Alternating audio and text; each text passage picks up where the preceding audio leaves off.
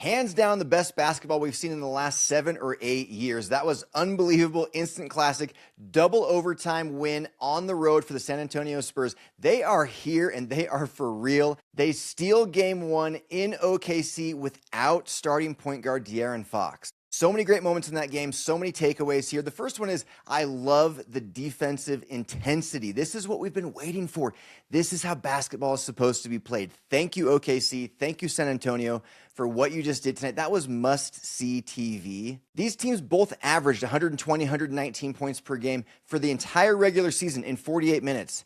Tonight, in 58 minutes, 122 to 115. That's the defensive intensity they're both bringing. That's what's missing in most of the NBA. The other thing is the hatred that Wemby has for Chet and the OKC Thunder, and really SGA, because he feels like SGA just stole his MVP. And tonight was the night that SGA was awarded the MVP, and Wemby was a man on a mission to prove that not only is he the defensive player of the year, but he is the MVP. He is far and away the best basketball player in the world. The only thing that will hold this guy back would be his health.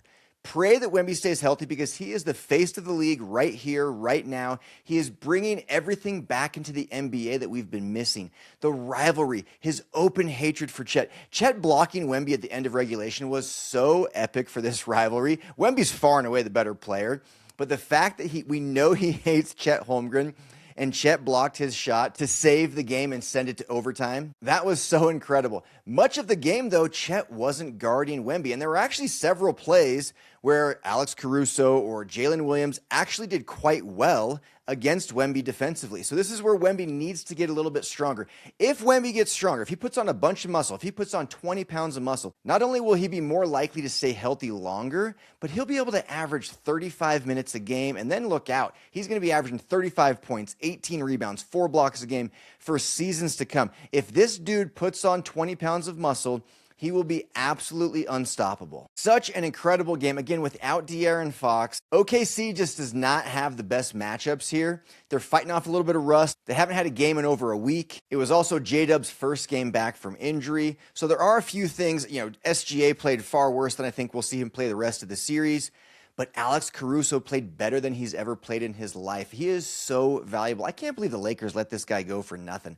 Alex Caruso is the type of guy you want on your team to bring leadership, to bring intensity, to bring defensive prowess, to bring clutch shot making, clutch playmaking, leadership. He does all of the little things to help you win championships, which he did in LA during the COVID year, and he did in OKC last year, and he's doing it this year again for the Thunder. It's crazy. I just don't know if it's going to be enough. I really think that OKC are the ones that are more intimidated by the Spurs, which is crazy because OKC is the more experienced team. They're the team with the better record. They're the team playing at home. They're the defending champs. But it truly feels like they're not so sure if they can beat this team. They're now 1-5 against this team this year. Now, ultimately, I think Wemby's the best player in the world. He's the face of the league. I want him to be that guy for years to come.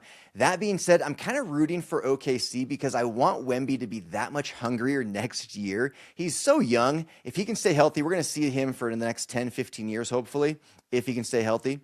And so because of that, I want him to be even hungrier next year, going at it even harder, hating this team even more. I want that rivalry to continue to flourish. I want that fire to grow even brighter inside of Wemby and the Spurs, because this team, they're going to be here for a long time. We thought OKC was going to be here for a while. The Spurs are here. They are young. They are talented. I cannot believe how good that franchise is. What they're doing is absolutely incredible.